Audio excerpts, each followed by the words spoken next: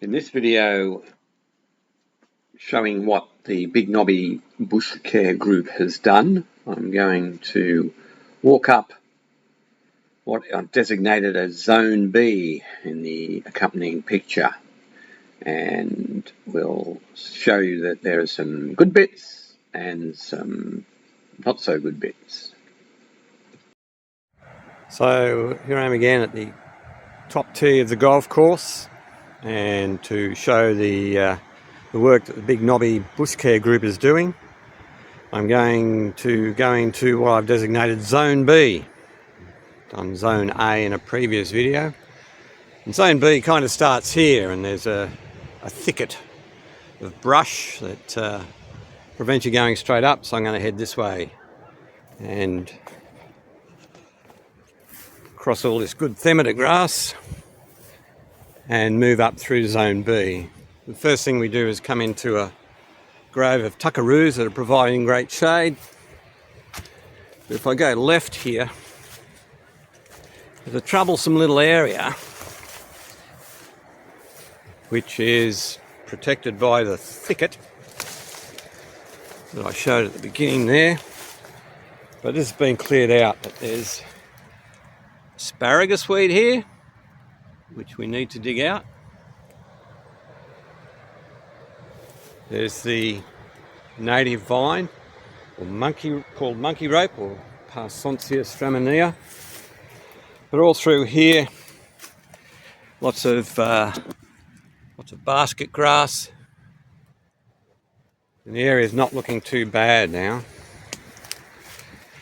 I'll pop across, keep going east towards the ocean. Just on the other side of this is the track where we've been working. And this monkey rope is really quite thick through here. Got lots of kangaroo grass, lots of themata. So it really is responding well to the work we've been doing.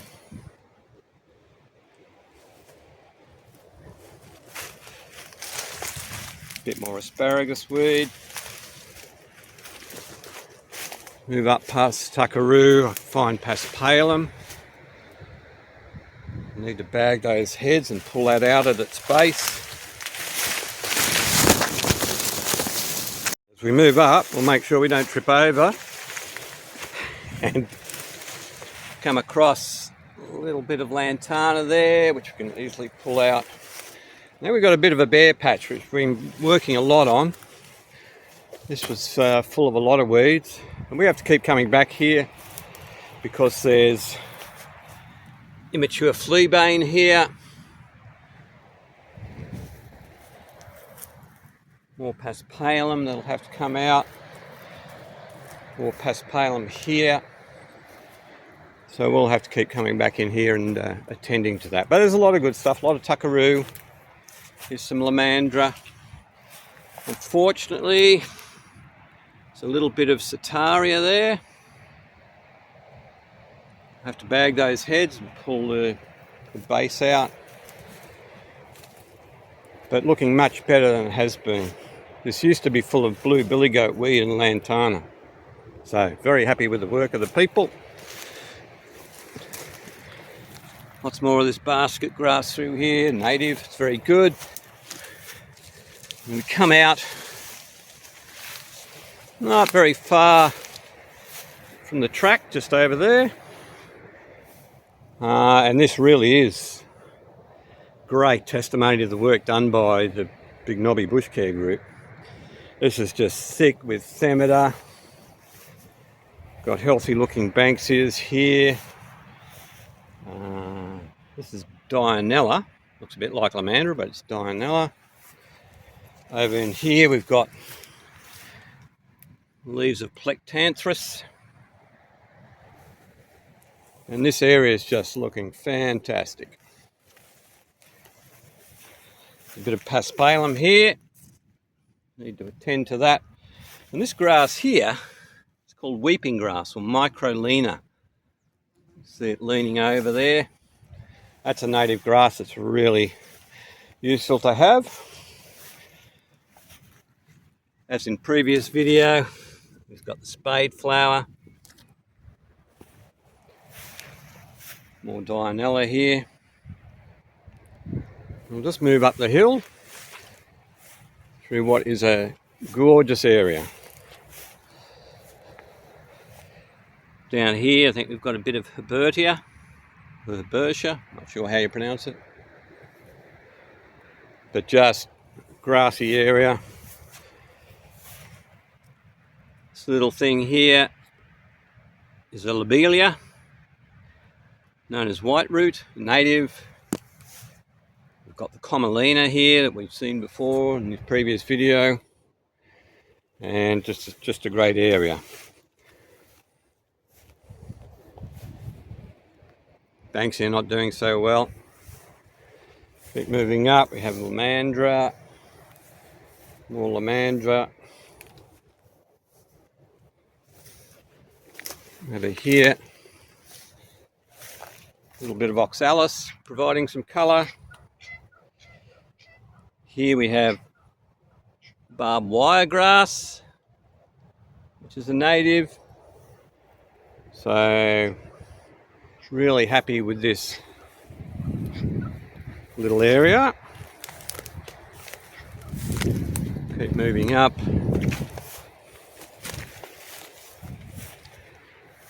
More Lomandra. And it just continues. We come across some more swamp bindweed there, which is a native. We came across the native raspberry, which is quite prolific through here. Across to these acacias, more banksias, more microlina. And this is a little bit of a troublesome patch. It's always been full of paspalum and giant Parramatta grass, and here's a little bit of giant Parramatta grass, but much reduced. We can come back and get this.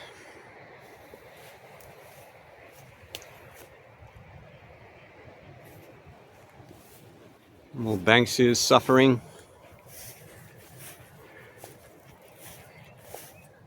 So not a lot of maintenance to do in this area.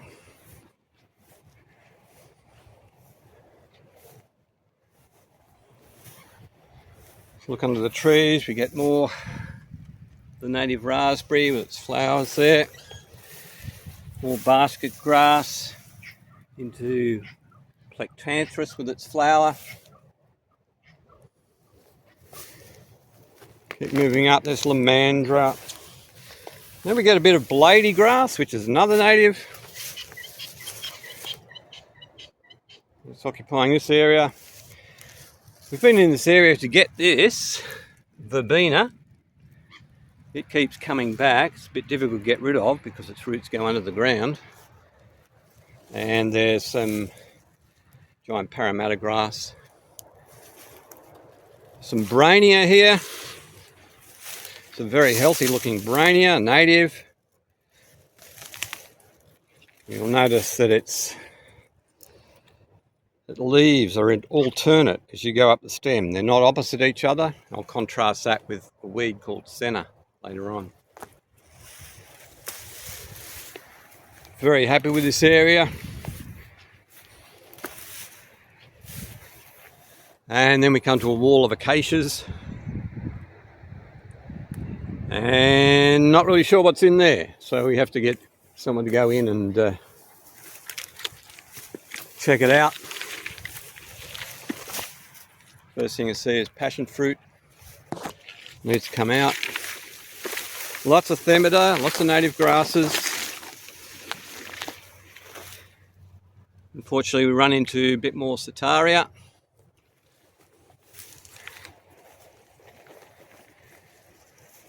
And passion fruit in there.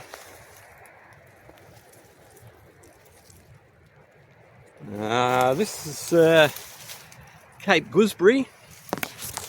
There's another weed. It does have a beautiful fruit. Very tasty, but a weed in this area. It comes from South Africa. I'll just farmers friends again. Lots of themida though. really encouraging. Keep moving up the hill.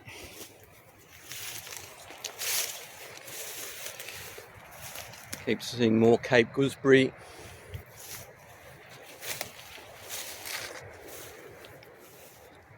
The track's only about 10 metres over there. Asparagus weed here. The Cape gooseberry is starting to become quite common here. There's a few things to get into around here. Keep moving up the hill. I'll just skirt this tuckaroo and we'll see some evidence in Zone C, which I'll do in another video, of the guinea grass that's been treated by our contractors. See all this brown grass, I mean there's so much of it, it was just dominating the area. We'll come to that later. They didn't touch this one because it's blady grass.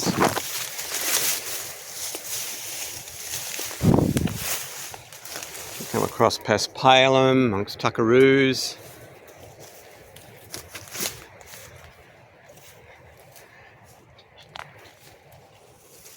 Want to keep moving up. Passion fruit. So the lower slopes look fantastic. Just got a bit of work to do in these upper slopes.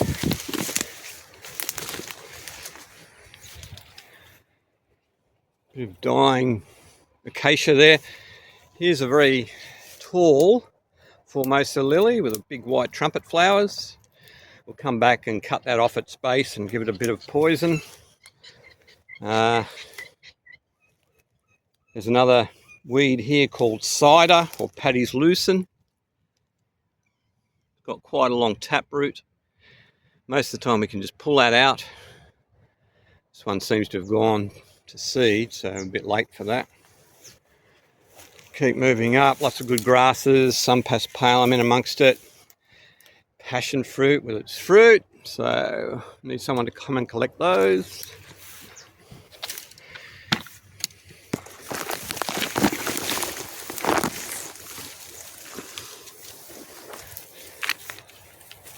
And if we keep going up, come into a bit of a more dense area we haven't worked.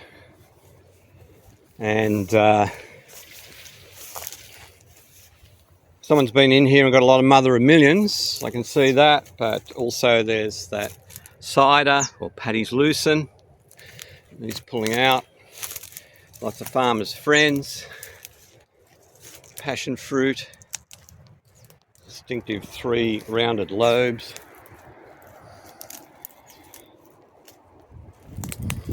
Some brainia down here.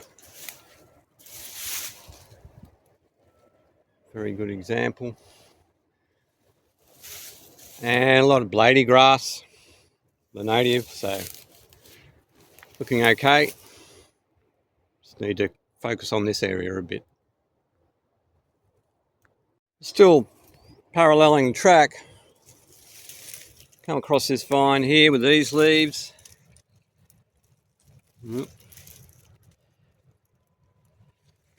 These leaves here.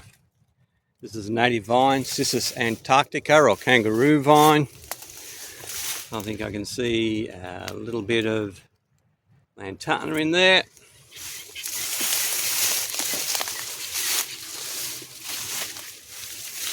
Just skirting Zone C.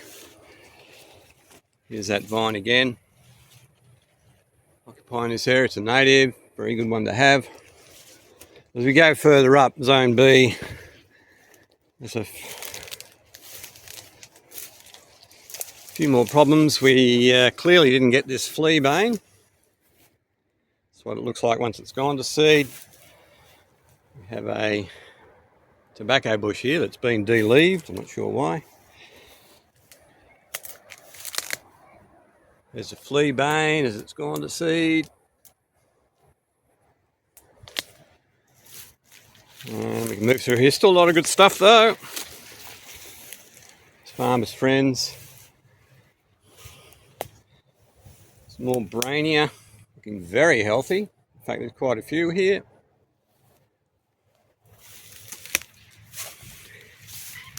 Fortunately, there's a broadleaf paspalum. It'll come out. And also the centre. I said it was like the Brania, but you can see the leaves are opposite on this one, so that's a weed. I'm going to pull this little one out. No, I'm not. I'll duck down and go through a lovely patch with lots of commelina, bit of the Paddy's Lucent cider. We come across some corky passion fruit. Have to get rid of that. There's a bit of a cleared area where you can see the Cape gooseberry. There's a few of those, more centre. And we're almost up at the track at the top, where I finished the last video. Sneak through here, past farmers' friends. And then we start seeing more centre, starting to flower. Some more Formosa lily. In fact, I'm a bit surrounded by centre right now. It's a fungi. Here's a centre in full flower. The size of this one, we can just pull it out. But it is quite prominent throughout this area. But still lots of Themata. Bit of Bitu bush. It sneaks in now and again. Got rid of most of it. A Formosa lily that's looking a bit sick. Cape gooseberry here, which is getting quite large. More Formosa lilies. And quite the mix up here. Well, we could do some work here. Passion fruit. Bitu, but it looks like it's been poisoned by the contractors, so that's great. Here's some fleabane before it goes to seed. We can bag that, bag the heads, and just leave the rest lying on the ground. Keep moving up. There's a lot of good trees through here. Looks like a lot of poisoning being done. And move out. And now I've got a big tree in front of me which has a Cape gooseberry on it, some passion fruit. But the top of the track is just over there. So Zone B looks great at the bottom, work needed at the top. I'm up here, I'm just going to check that this is a centre. I can see that the leaves are indeed opposite going up the stem, so I'm confident this is the centre. I'm just going to do a quick cut and poison. We'll get down here, get right down close to the ground. Able to snip this one off with secateurs.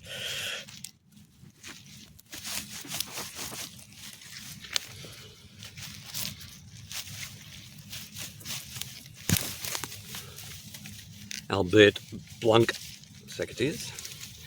I'm just going to give it a quick poison within 15 seconds of cutting. It'll start healing itself, so you've got to have the poison ready and apply as soon as you can. And that takes care of it. Now I'll just get rid of these other 1, 2, 3, 4, 5, 6. And after getting those centre, I'm just going to have a go at this Cape gooseberry. Here's its seed pod. This very distinctive lantern here. That's why they're called Chinese lanterns. That contains the fruit. So I'm going to take that off and bag it. But I've just spotted this little lantana here. With lantana, I can pull that one out, but with the threat of its canes being able to grow back into the soil again, I'm just going to pop that up off the ground. The Cape gooseberry can pull out, but it does normally have a fairly thick root. So I'll cut this at an angle give it a little drink. Don't need much. Got the appropriate gloves on. And I'll go back to getting more senna. Just going to have a go at this Formosa lily here. I'm going to take the heads off. But also, going to go down here. When I do these, I cut them. This is a pretty easy area, but in a lot of areas there'll be a lot of grass, and if you go to get your poison, you can lose track of where the stem was. So I just leave my secateurs around the stem. This is a very easy one. But maybe that's a little technique you can use so you don't lose where you cut them. So for this part of the video, I managed to record it in slow-mo and did not record my voice. But what it's going to show is a young ochna plant, or 3 young ochna plants with their wavy leaves. And it's quite a difficult plant to get rid of and requires a different treatment than just cutting and poisoning, as if you just do that, it starts sprouting from around the wound and you end up with a bushy ochna down at ground level.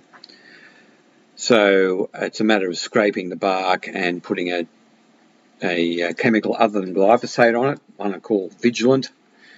And in this video I just wanted to show you what the baby plants look like, and you can sometimes pull them out, but it's a clever plant because it's got 2 right angles in its taproot. So if you don't pull it really carefully, you'll just break that off and it'll continue to propagate in that area. So we'll see more of this in Zone C and much bigger plants. So I'll just leave it to then.